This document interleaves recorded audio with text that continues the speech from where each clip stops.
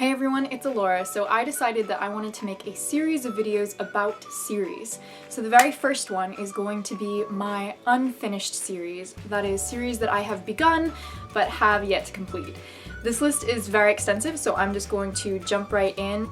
Bring on the shame. Actually, I just want to mention that I don't think you should feel ashamed for not having read something that somebody else has read. We all have priorities, we all only have a certain amount of time in each day, and you can choose to allocate that time however you wish, so no real shame here. So the first series that I have begun but have not yet finished is The Summer I Turned Pretty series by Jenny Han. So I also have It's Not Summer Without You and We'll Always Have Summer. I'm not actually sure which order they go in. I guess I need to figure that out before I continue on. Now, I did really enjoy the first book in this series. They're very summery though, so I'm waiting until summer rolls around again and I can have some nice, fun, beachy reads. Beachy, that sounded funny. Also, yes, for those of you who noticed, my hair did shrink. My mom told me not to put it in the dryer.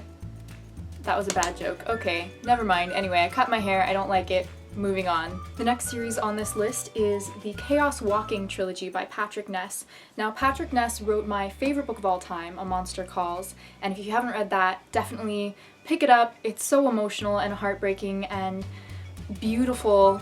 I love it. I started reading this book, I think it was 2 summers ago. Well, I didn't start reading it, I finished it. I read The Knife of Never Letting Go, and I really liked Todd. I loved Manchi, his dog.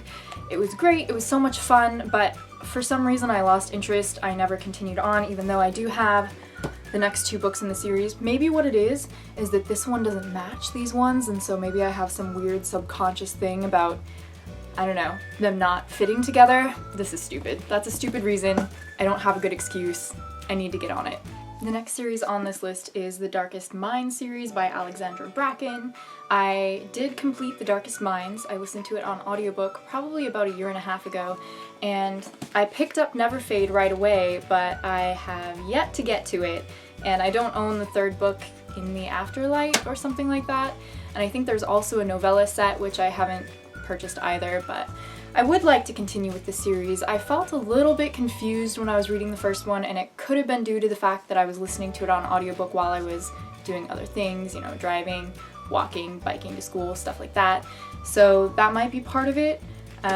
Anyway, I'd like to continue. Next up is another YA fantasy series, and that is the Shadow and Bone series, or the Grisha trilogy, I guess, by Leigh Bardugo. I can't find the first one. This is what happens when you move your books. Some things get lost in translation, and anyway, this is the second one. I have read through the second one. I recently completed Siege and Storm, but I have not yet read Ruin and Rising, and I would like to do that very soon, especially because I'm kind of on a roll with it.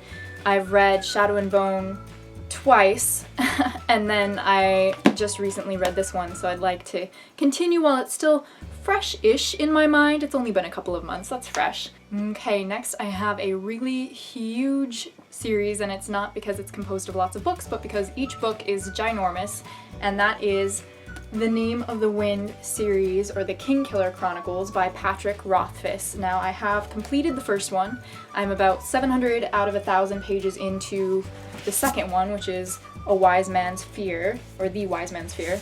And then I also own The Slow Regard of Silent Things, which I guess is a supplemental book that talks about Ori in the Underthing. So I'm very excited to get to this. I definitely want to finish A Wise Man's Fear soon. It's just, you know, it takes a while. His writing is gorgeous, but it's high fantasy, so it takes a lot of extra concentration. For me, reading contemporary novels is a lot easier because I don't have to formulate the whole world in my mind, whereas when I'm reading fantasy, I really have to devote a lot of my attention to it. Another series is one that has been on my shelf for ages. I read the first one when I was probably, 15 or something, so it's been at least 6-7 years, and that is Terrier by Tamora Pierce. So this is the Becca Cooper trilogy, and I do own all 3 books, so that's Terrier, Bloodhound, and Mastiff. I remember really enjoying this book. It's about this badass female young character who's part of the watch or the guard in her city, and she's just taking down the criminals and being super cool, and I really enjoyed it, so I'm not sure why I never continued on, but I would like to go back and do that soon. I think the problem is that it's been so long since I've read these books that I would have to start again at book 1, so that's time consuming. I also own the Kiss of Deception series, so I read, I guess they're called the Remnant Chronicles. I read the Kiss of Deception 3 years ago, something like that. I really did enjoy it. I loved how in this book you don't know which of the two male characters is which. One of them is an assassin and one of them is a prince, and you hear from both of their perspectives, but you aren't sure until close to the end which guy is which. So that was really fun, and I do have an ARC of The Heart of Betrayal, which I got a long time ago because this book has been out for a while, and the third book is out, and I haven't picked that one up yet because I haven't even gotten to the second one. But I really did enjoy this, and so I'd like to continue on.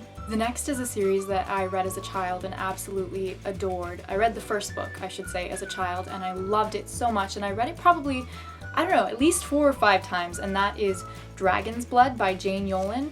I did eventually learn that this was a complete series and not just one book, and I picked up the subsequent books, so Ascending of Dragon, I guess that's the third one, and Heart's Blood, and I tried to read through them, and I didn't love it as much as the first one. I had such an emotional connection to Dragon's Blood that for some reason I just could not make myself continue on with the story because I thought that it was finished. But anyway, I do own them and I would like to give them a shot at some point in time. We're on the home stretch here with only 2 more series to go. The penultimate series in this video is going to be Eragon by Christopher Paolini.